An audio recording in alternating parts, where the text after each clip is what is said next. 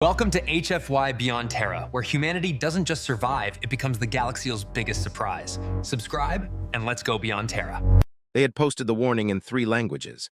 Never touch a Venom glider. Do not make eye contact. Do not approach within 2-body LENGTHS. Report immediately. The final line was underlined twice, like the author feared the underlining might wear off if it wasn't threatened into permanence. I read it the way you read a sign that says wet paint, not because I don't believe it, but because my brain automatically starts cataloging the exceptions. How wet? How much paint? Is it oil-based? How long ago? What's the actual risk? Behind me, the corridor's air scrubbers hummed and the ship's bones vibrated with that constant, comforting tremor of a working drive. Ahead, a viewing blister bulged from the hull like a glass bubble, giving a slice of black space and a wash of distant nebula light.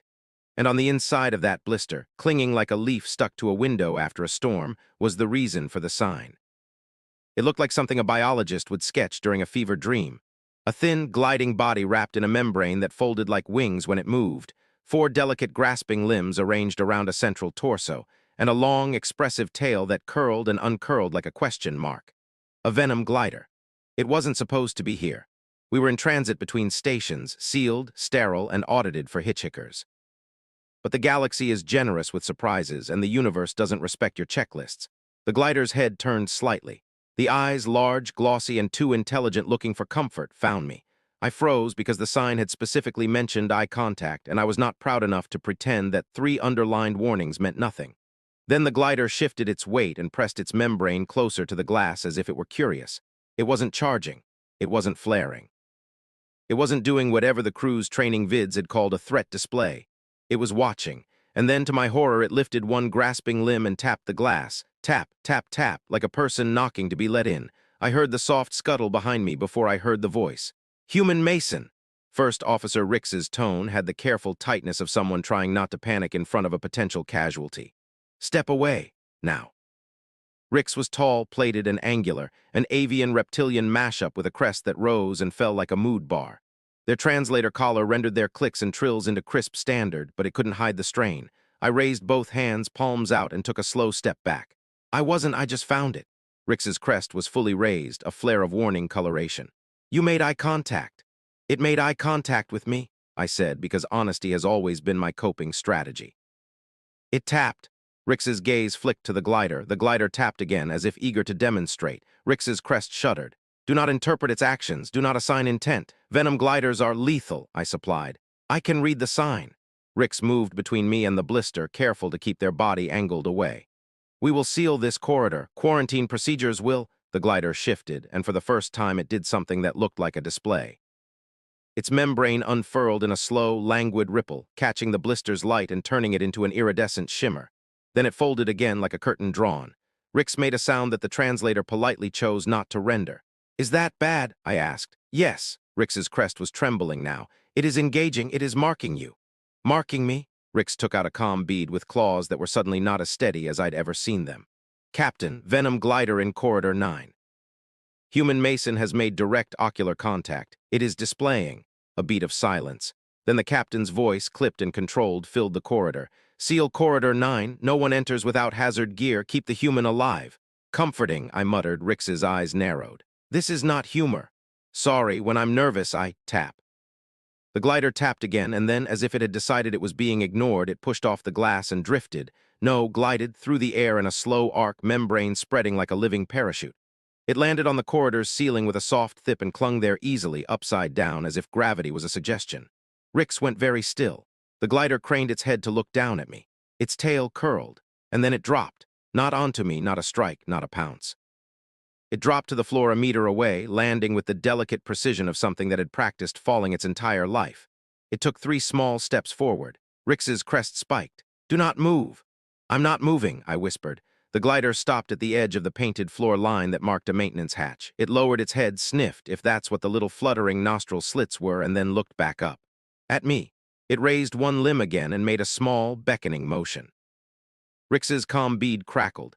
"Captain says the corridor is sealing. You must retreat to the bulkhead." "I can't," I said, and surprised myself with how calm my voice came out. Rix's eyes widened. "You will." "I mean I physically can't without stepping closer to it," I clarified, nodding at the narrow corridor. The glider had positioned itself between me and the retreat path like it had planned it. If I move, I cross its space. That seems worse. Ricks looked like they wanted to shed their skin and leave it behind. Stay still. The bulkhead alarms began to pulse a slow amber warning of the sealing doors. The ship was about to lock us in together. The glider tilted its head, watching the lights, then turned back to me. It made a sound, soft, airy, almost like a breath through reeds. Then, with startling speed, it darted forward. Ricks lunged, claws out, but too late. The glider brushed my boot, just a light touch of membrane against the toe. Barely contact, then it retreated as quickly as it came and clung to the wall again, as if satisfied. Ricks's crest collapsed in a despairing slump. You are envenomed. I stared at my boot. It touched rubber. Ricks's voice went flat with doom. Venom gliders exude contact toxins. They permeate many materials. The onset can be delayed. How delayed? Minutes, hours, one can die in sleep. That's really not great, I said, and felt my pulse kick up a notch. The door at the far end slammed shut with a heavy thud. We were sealed in. For a moment, it was just the three of us, me, Ricks, and a lethal alien animal that seemed to have decided I was part of its afternoon. Ricks lifted their calm beat again. Captain, corridor sealed, contact occurred. The glider touched the human's boot. Initiate medical. The glider moved. It glided up the wall, over the seam, and to the door itself. It pressed its head against the door's edge like it could smell the gap. Its tail flicked sharply, then it looked back at us and its membrane flared. Ricks's breath hitched. It is agitated. Because we locked it in, I guessed. Because it is hunting, Ricks said, and it has chosen. I did not like the way they said that. The glider tapped the door again, harder this time. Tap, tap, tap, tap, tap, rapid, impatient. Then it turned and bounded toward the maintenance hatch line again. It stopped, beckoned with its limb, and made that airy reed breath sound. And then it did something that changed everything. It placed its limb on the floor. Claws spread, it pressed down. The maintenance hatch hissed. The seal lights flickered. The hatch began to open. Ricks stared. It knows the access release. I stared too. That's not just an animal. The hatch opened a crack, and a gust of colder air spilled out, smelling faintly of lubricants and metal. The glider peered down into the darkness, then looked back at me again and repeated the beckoning motion. Ricks's crest rose in alarm. Do not follow it. Ricks, I said slowly, if it can open maintenance hatches, it can get into the ship. Ricks's eyes sharpened. Yes. And if it's agitated and it's chosen and it can get into the ship, I continued, then the safest place for everyone is where? Ricks's beak tightened. Hazard containment. Which we can't do if it's already inside the maintenance crawl spaces, I said. I pointed to the hatch. It's giving us a chance to direct it. Maybe it wants out, maybe it wants something. Ricks's voice dropped. Venom gliders do not want in ways you understand. Maybe, I said, but I understand animals, and that looked like an invitation. Ricks's crest flattened. This is how you die. I thought of Earth documentaries, venomous snakes that could kill you, and handlers who learned their patterns, wild cats that could tear your face off, and zookeepers who earned trust with consistency, octopuses that solved puzzles and recognized individuals. Humans didn't survive because we were the strongest. We survived because we were stupid enough to walk into a cave and smart enough to come back with a torch. I took a slow breath. If I'm envenomed anyway, I said, I'd rather do something useful before I keel over dramatically. Human Mason, I crouched carefully, keeping my movements smooth and predictable, and pulled a small packet from my utility pouch. A strip of adhesive polymer, a soft cloth, and because ship rations are a crime, one dried fruit bar I'd hoarded for emergencies. Ricks blinked. What is that? A bribe, I said. I peeled the wrapper and broke off a small piece of the fruit bar. I held it out, palm up, low to the ground, not reaching toward the glider, just making it available. The glider's head snapped toward it. Its nostril slits fluttered rapidly. It took one step forward, then another, and then paused, tail curling tight. I kept my hand still. My heart thudded hard enough to shake my wrist, but I forced it steady. It's okay, I murmured, mostly for myself. Easy, Ricks whispered into the calm bead, voice strained. Captain, the human is offering food. The captain's response was immediate and furious. Stop him. Too late, Ricks said, sounding faint. The glider approached in a smooth glide step, membrane rippling faintly. It lowered its head, sniffed the fruit piece, and then very delicately took it with the tips of its claws. It did not bite my fingers. It did not smear anything on me. It took the food and withdrew, chewing with small, efficient jaw movements that made it look almost pleased. Ricks's crest quivered. It accepted. Yeah, I said softly, because it's not trying to kill me right now, it's negotiating. The glider swallowed. Then it made the reed breath sound again and turned toward the maintenance hatch, pausing only to glance back as if checking whether I would follow. Ricks looked like they were about to recite a prayer. I stood. Stay behind me, I told Ricks. That is irrational, Ricks hissed. Probably, I agreed, but if it's keyed on me, you being in front is worse. I took one careful step toward the hatch. The glider did not retreat. It simply watched, eyes wide and reflective. When I reached the hatch, I crouched and angled my body sideways, making myself smaller. "After you," I murmured, gesturing into the darkness. The glider slipped down into the crawl space with a fluid grace, membrane folding tight to its body to fit. It moved silently, claws barely clicking on metal. I hesitated for half a second, then followed, because at some point you commit to a bad idea and the only thing worse than doing it is doing it halfway. The crawl space was narrow and cold, running parallel to the corridor. Pipes and cables lined the walls like veins. My headlamp cast a cone of light that made everything outside it feel like waiting teeth. Ricks followed reluctantly, their larger frames scraping slightly. "If you die," they whispered, "the captain will assign me to your species liaison program as punishment." "That seems unfair," I whispered back. "I'm delightful." The glider paused ahead, just beyond the headlamp's edge. Its eyes reflected the light like two small moons. It turned its head toward a side duct and made the beckoning gesture again. I aimed my headlamp. The duct cover was loose, as if recently disturbed. A faint chemical tang seeped out, sharp, metallic, wrong. Rix's crest rose. "That smell, coolant," I said, recognizing it from a spill on my first ship. "Or something like it." The glider pressed its limb against the cover and pushed. The cover shifted, revealing a thin stream of vapor. Rix inhaled sharply. "A leak in transit, that could poison the air, corrode systems, mess with scrubbers," I said. "Yeah." The glider looked at me, tail curling, and tapped the duct edge once, like punctuation. It hadn't come here to hunt. It had come here to show us something. My mouth went dry. "Rix," I said quietly, "I think it's been trying to get someone to follow it." Rix stared at the glider as if seeing it for the first time. "Venom gliders are said to be omens in the old trade routes. They appear before disasters." "Or," I said, "they appear because they can smell the disaster before anyone else can." The glider made the reed breath sound again, softer this time, and then did something that made my throat tighten.